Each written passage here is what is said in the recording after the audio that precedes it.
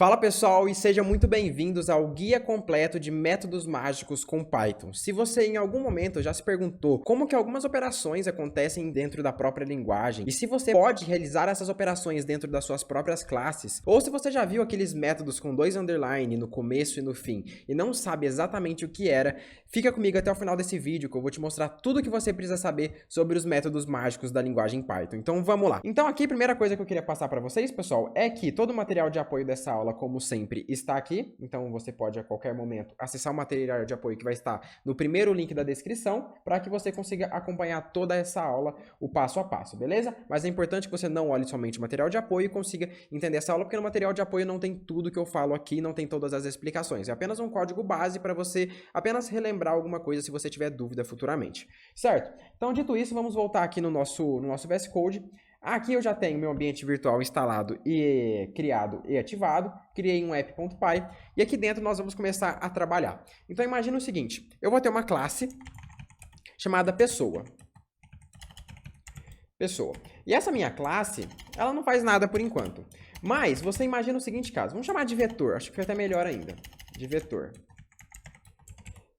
Essa classe ainda não faz nada, mas você sabe que existem algumas operações na linguagem em Python que acontecem com outros objetos. E para o Python tudo é um objeto. O número inteiro é um objeto inteiro, o número float seria um float, um dicionário é um dict e assim por diante.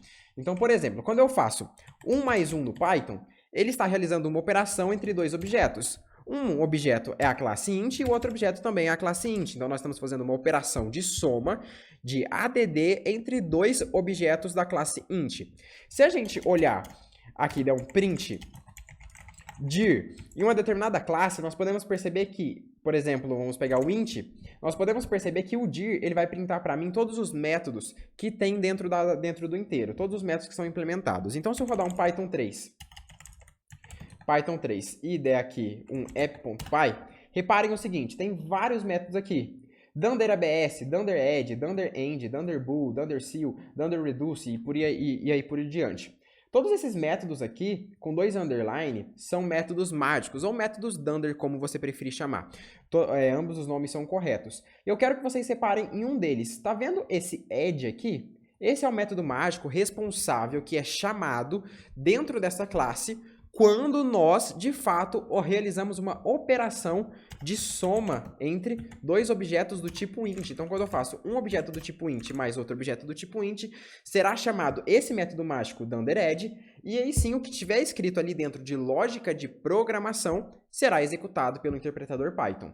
Mas aí você vai me falar, Caio, esses métodos mágicos são exclusivos das classes e objetos do Python? E não, diferente de outras linguagens, que o que a linguagem de programação faz, nós programadores não conseguimos fazer, o Python é um pouco diferente. Quase tudo que a linguagem faz dentro de si, nós conseguimos fazer com a própria linguagem. Então, por exemplo, se eu crio aqui uma classe vetor, eu der um print aqui em vetor, eu quero que vocês separem o seguinte, quando eu der um clear, eu vou rodar aqui e tá vendo que tem muito menos métodos mágicos aqui. Tem o class, o deltaTr, dict, dir, tem alguns aqui que já vem implementado nativamente pela linguagem, por herdar de object e de type. Então toda classe praticamente que nós temos aqui, se a gente der um print em type de vetor e rodar esse meu código, nós podemos perceber aqui que ele é um type. E se eu olhar aqui no Python existe dois objetos que eu poderia acessar, tipo o object e o type. Se eu acessar aqui o type, ele já implementa para mim aqui alguns métodos mágicos. Cadê? Deixa eu descer. Aqui, Dunder init, Dunder new, Dunder call, Dunder subclass e o object também. Aqui o object, deltaTr, dunderEq, então são os métodos que a gente encontra aqui, por exemplo, o dunderEq aqui que nós temos, está aqui, ó. Mesmo eu não tendo criado, ele já foi aqui definido aqui no builtins.py, ok? Que a gente já viu uma aula sobre isso também. Vou finalizar aqui. E perfeito. Mas aqui, se a gente reparar, nós podemos perceber que o método, por exemplo, o DunderAdd, que é aquele que eu tinha mostrado para vocês do inteiro, ele não existe. Ele não está aqui, ó. A gente não encontra ele por aqui. Isso significa que eu não posso realizar uma operação de soma entre dois vetores? Na verdade, eu posso. É só eu criar esse método através da linguagem. Então, aqui dentro da classe vetor, eu posso chamar um def, dunder, e agora eu coloco qual método eu quero criar, add. O dunderEd aqui, ele vai receber como parâmetro o próprio objeto, então self, e ele vai receber também aquele na qual eu estou somando. Então, por exemplo, quando eu faço uma operação de soma 1 mais 1, então nós temos aqui o 1, que no caso esse daqui é o próprio objeto que eu tenho através do self, e esse outro aqui seria o outro objeto extra na qual eu estou somando. Então eu poderia fazer o seguinte, eu poderia receber aqui, deixa eu pensar, como é que a gente pode nomear esse parâmetro, hein? Vamos nomear como n, certo? Vou dar 2 pontos e perfeito. Então, o que eu quero que tenha aqui, por exemplo? Vamos supor que eu tenho lá esse meu vetor, eu vou ter aqui dentro, no meu método init, dunder def, dunder init, dunder, aqui ele vai receber self, e aqui dentro eu vou criar uma variável self.n1 vai ser igual a 1, beleza? Então, o primeiro método é ele mesmo, então self, então o que eu posso fazer? Eu posso vir aqui e fazer o seguinte, eu vou colocar aqui no dunderEd, vamos fazer o seguinte, eu vou retornar o self.n1, então o valor de n1, mais 1, mais n, na verdade. Então aqui eu estarei realizando uma operação entre dois inteiros dentro de uma operação de um vetor. Por quê? O meu vetor aqui, eu quero somar, quando eu faço uma soma, o n1 aqui da instância em específico com o n1, com o n que eu passei como parâmetro. Cara, me dá um exemplo que isso aqui ficou confuso, não se preocupe. Imagina o seguinte, eu tenho lá x vai ser igual a vetor. Beleza, então aqui eu tenho uma instância de x. Se eu quiser fazer x mais alguma coisa, por exemplo, vamos receber aqui 3, x mais 3. O que isso aqui tem que retornar para mim? 4. Então se eu der um print aqui em 4, vamos vir aqui, dar um clear no terminal. Então Python 3, app.py, e aqui ele me printou 4. Se esse método dunderEd aqui não existisse, isso aqui não funcionaria mais, ó. Ele falou que não é suportado uma operação de soma entre vetores e números inteiros, porque o meu vetor eu não implementei. Cara, e se eu quisesse, por exemplo, fazer uma operação entre dois vetores, eu poderia fazer essa operação e receber aqui como parâmetro? Poderia também, sem problemas nenhum. Se eu quisesse fazer uma operação entre um vetor e um inteiro, por exemplo, poderia também. X, no caso, é um vetor, e aqui o 3 é um número inteiro. Cara, e se eu passasse aqui, por exemplo, o 3 entre aspas, o que nós poderíamos fazer? Isso aqui daria erro, falando que eu não posso fazer uma operação entre um inteiro e uma string, como eu estou tentando fazer aqui. Então a gente poderia colocar lógica de programação dentro desse método add. Às vezes a gente quer que a soma entre o nosso objeto se comporte de uma forma um pouco diferente do comum. Porque às vezes eu não quero só uma soma comum. Por exemplo, eu só quero se essa soma aqui só pode ser realizada entre inteiros. Se for um float, eu não quero, por exemplo. Ou, por exemplo, se for uma string, eu quero converter para inteiro. Não quero converter para float, eu quero arredondar esse número e etc. Então eu poderia fazer um if se. E aí eu pergunto, se não for uma instância, isInstance, se o n que eu recebi aqui não for uma instância de int, o que eu faço? Eu vou fazer aqui que n vai ser igual a int de n. Então eu estou convertendo para inteiro. Então se eu passar aqui x mais 3, agora vai funcionar e ele vai me mostrar 4, porque eu fiz essa conversão. Se eu passar x mais 3.5, o que vai acontecer? Ele me mostrou 4 também. Então nós temos para esse vetor, que é uma classe específica que eu criei, eu quero que ela se comporte da forma com que eu defini, eu quero que se eu somar 3,5 com uma variável x aqui qualquer, ele me dê 4 e não 4,5. E esse valor aqui eu poderia ter recebido como parâmetro também, poderia ser n1 aqui. Se eu tivesse recebido aqui, vírgula n1, e eu poderia ter o x, que seria aqui no caso, vamos definir aqui como 2, e agora quando eu fizesse x mais 3.5, o resultado seria diferente, seria 5, mas sempre, obviamente, respeitando isso que eu criei aqui dentro do meu dunderEd, tá? Da mesma forma que eu tenho o dunderEd, eu tenho o dundersub. Aqui tinha faltado um n, e aqui vamos organizar a nossa indentação. O sub, ele é chamado quando eu faço uma operação de subtração entre dois operadores. Então, por exemplo, se eu fizer x menos 3, isso daqui vai dar errado. Se eu não tivesse essa classe aqui, por exemplo. Se eu não tivesse, vai me dar errado. Quando eu tenho essa classe, ele vai realizar essa operação aqui. Então, eu poderia colocar um menos. Se eu faço meu código aqui, ele me mostra menos 1, ou seja, 2 menos 3, eu tenho menos 1. Então, aqui todas as operações matemáticas aqui nós temos através dos métodos mágicos. Então, poderia ter o sub, poderia ter o mul aqui também. O mul, aí o mul realiza uma multiplicação. Eu poderia ter o poll, poderia ter div, poderia ter diversos outros operadores. Poderia ter o mod aqui também, ó. O mod que realiza é o cálculo de resto de divisão, então poderia ter um mod n aqui, e tudo isso funcionaria. O que mais que nós temos? Mod, poderíamos ter um poll aqui, que seria a operação de exponenciação, dunder poll, vamos aqui, elevar a esse valor. Então, por exemplo, se eu quero pegar x e falar x, vamos ver o que a gente criou aqui depois, foi o mu, mod e poll. Então, vamos lá. O mu seria de multiplicação. 2 vezes 2, aqui o resultado teria que ser 4.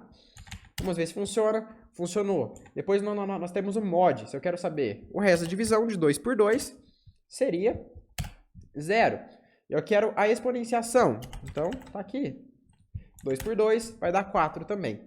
Então, esses daqui são os atributos matemáticos, tá? Os Dunder Methods, ou Magic Methods, como você preferir chamar, de matemática, de operações matemáticas que a gente pode incluir. A gente pode ter métodos mágicos de comparação, por exemplo, o Dundereke.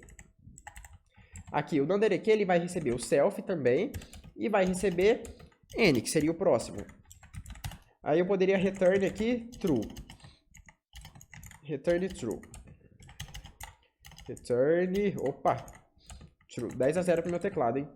Agora, o método Dundereke, ele é invocado quando eu faço uma operação de comparação entre dois atributos. X é igual a 2. No caso aqui, ele sempre retorna true. Então, se eu passasse 3 aqui, ele também sempre retornaria true, porque foi essa a lógica que eu passei. Então, vamos supor que eu tenho lá uma classe que sempre que ele for comparado com qualquer coisa, eu quero que ele retorne true. Então, eu posso definir isso. Mas não, eu sempre quero que ele retorne falso. Eu quero colocar uma lógica aqui para definir. Então, return true se... Aí eu poderia fazer se self.n1 for igual a n, else false. Beleza, você pode fazer também. Se você quiser criar qualquer lógica, fique a seu critério. LT, LE de maior, menor, e assim fica adiante, você pode criar também. Operadores unários nós temos também. Por exemplo, quando eu faço menos x ou mais x, como que nós poderíamos fazer? Temos lá o def, dunder, neg, dunder, que vai receber aqui apenas o self. Ele, como ele é apenas o próprio objeto, a gente não soma ele com ninguém, não subtrai ele com ninguém, a gente não precisa receber o n, o outro parâmetro. Então aqui o que eu receberia? Self.return menos self.n1. Então estou tornando isso daqui, invertendo a operação dele. Por exemplo, o n1 aqui foi 2. Quando eu fizer menos x, olha só o que vai acontecer. Virou menos 2. Se fosse menos, o que vai acontecer? Ele vai virar mais 2. Mas vamos supor que nessa classe em específico eu não quero que se comporte dessa forma. Eu só quero inverter a operação, então, menos self disso daqui, se, por exemplo, aí eu poderia definir aqui, por exemplo, se self.n1 for maior do que 0. Se já for negativo, eu quero que mantenha negativo.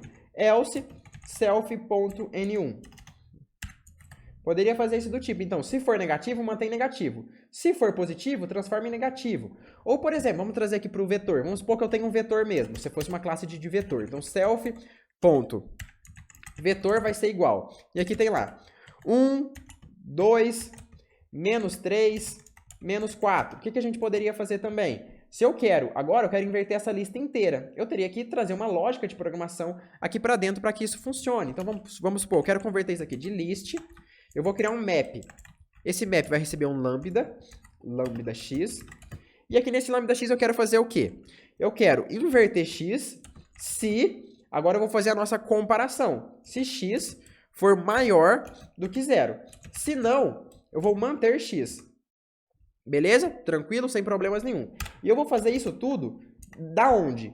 Eu quero fazer isso em self.vetor. Ok. Agora, se eu fizer aqui, por exemplo, print de menos x, olha só o que nós vamos ter. Menos 1, menos 2, menos 3 e menos 4. Perfeito? Aquilo que era negativo, ele manteve negativo, e aquilo que era positivo, ele transformou em negativo. Se eu não quero, por exemplo, vamos vir aqui, se eu quero que todo mundo inverta a expressão, eu não quero manter quem é negativo, negativo, eu poderia simplesmente deixar menos x e passar o self vector aqui. Rodei. Agora ele inverteu a expressão, como faria? Lembra que menos com menos é mais, menos com menos é menos com mais é menos, e assim por diante? Por isso que a gente inverte a expressão. Nós temos o outro operador unário, seria o pós, que seria o contrário do neg, né? O pós seria quando a gente faz mais x, por exemplo, e aqui a gente poderia definir um mais x. Então tudo vira positivo. Ou não virou positivo? Cadê? Que era para ter virado positivo. Então, a gente pode multiplicar por menos 1 também. Então, por exemplo, x vezes menos 1, se... A gente vai inverter, então. Se eu quero inverter os que são negativos, então eu quero transformar em positivo. Se x for menor do que zero. Else, a gente mantém x. Então agora isso aqui vai funcionar. O mais x não está funcionando, mas o código aqui funciona. Ou seja, transformou tudo em positivo. Todo mundo que é positivo vira positivo. Perfeito. O que mais que nós temos? Ah, os get item, set item. Então você já viu, por exemplo, quando eu tenho um dicionário, eu consigo fazer x, dois pontos, uma chave e acessar essa chave e assim por diante. Então vamos supor aqui, vamos criar aqui em cima um self.pessoa. Vai ser igual, vai ser um dicionário chamado nome, por exemplo. O nome vai ser Caio. Eu tenho o dunder get item. O que o dunder get item pode fazer pra gente? Deixa eu finalizar aqui que a tela fica até maior, né? Fica melhor. Def dunder get item. O dunder get item vai receber o self e aqui que eu quero acessar. Ele é chamado quando eu faço a seguinte operação. Eu apaguei lá o vetor, então x vai ser igual ao vetor novamente. Ok, quando eu tento acessar x na posição alguma coisa aqui, tipo nome, ele vai me retornar um nome.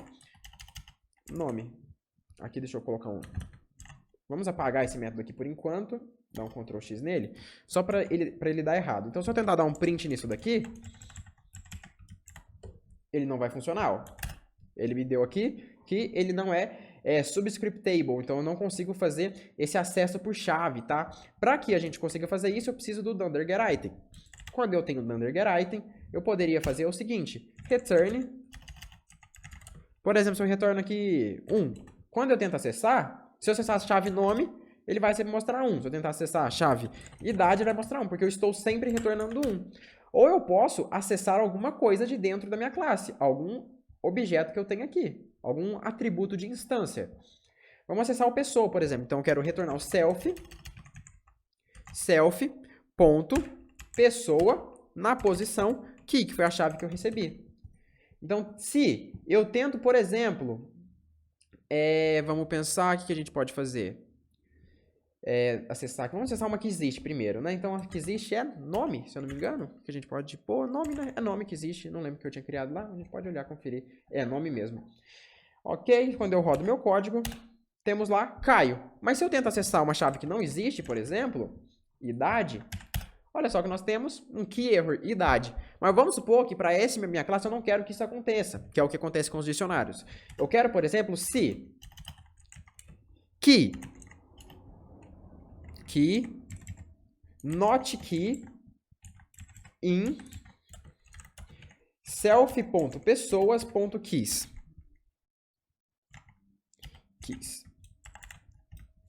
Se a chave que eu estou procurando não existe, eu vou dar um return none, por exemplo. Eu não quero o erro, eu quero que me dê um return none. Então, se eu rodo aqui e a chave não existe, ele me retorna none. Se a chave existir, tipo nome, ele vai me retornar o quê? Caio. Às vezes, se a pessoa tentou acessar uma chave que não existe, eu quero criar essa chave e atribuir none para ela. Então, self.pessoa, na posição que ela passou, vai ser igual a none. Depois eu retorno ela. Só que agora a chave, ela existe dentro dentro de pessoa. Então, idade, eu faço o seguinte e tá lá. Ele me retornou none. Mas aqui é diferente de eu retornar none e de eu atribuir none. Porque se eu só retorno, se eu tentar acessar a pessoa depois, a chave idade não vai existir. Se eu atribuo, a chave idade passa a existir depois, tá? Da mesma forma que nós temos o get item, nós temos o set item também. Então, vemos aqui, se eu definir lá um set item, o set item é um pouco diferente. Ele recebe aqui a key e o value. Ele é chamado quando eu faço a seguinte operação.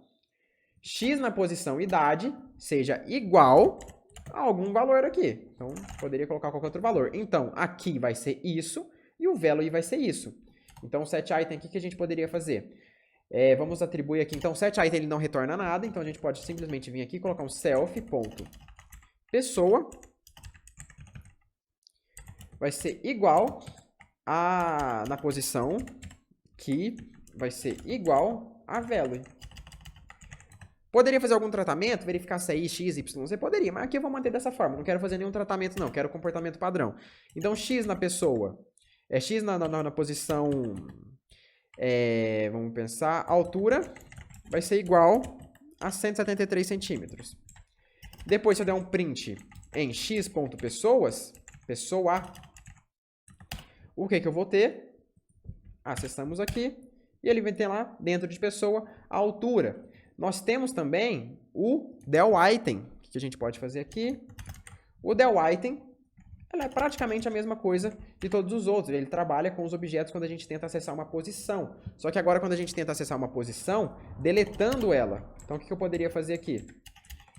None, então eu vou atribuir none. Se eu tentar fazer, por exemplo, del de x na posição idade, na posição idade não, na posição nome, que a posição nome existe, né? Ele vai chamar o delItem. E o delItem, o que ele faz? Ele vai pegar essa posição e atribuir none para ela. Então, se eu der um print em x.pessoa, eu quero que vocês separem que ele vai deixar de existir, ó. O nome passou a ser none. Na verdade, ele não vai deixar de existir, ele vai passar a ser none. Ele deixaria de existir se eu faço o seguinte, del de x na posição key. Aí sim ele apagaria de fato. Aí você tem que ver o que faz sentido para a sua classe. Qual que é o comportamento que você quer que ela tenha. Aqui, deu errado. Aqui, não é x, né? Self.pessoa. Beleza? Se eu rodar aqui, agora eu não tenho mais nada dentro do meu dicionário. Vamos lá. Tem, assim, dezenas de métodos mágicos, tá, pessoal? Assim, não dá pra falar sobre todos eles. Então, mais um só, então. Vamos falar sobre o call, que eu acho um método muito interessante, dá pra gente fazer muita coisa. O def do undercall é quando a gente chama a nossa instância como se fosse uma função. Então, por exemplo, aqui ele vai receber self, ele recebe os args e recebe também os keywords. Perfeito. E aqui faz os procedimentos XYZ. O que você queira que, quando eu chame a minha instância como uma função, o que eu quero fazer? Depende do seu caso, depende da sua classe, etc. Eu vou simplesmente printar fui chamado. E vou printar os args, por exemplo. Ok. Então, quando eu tentar fazer o seguinte, x, que é a instância da minha classe, e chamar como uma função, olha só o que vai acontecer. Clear. Ele vai mostrar fui chamado e uma tupla vazia, porque eu não passei nenhum arg. Se eu passo 1, 2 e assim por diante, ele vai mostrar fui chamado e uma tupla com 1 e 2, que são os args e os keywords, tá bom, pessoal?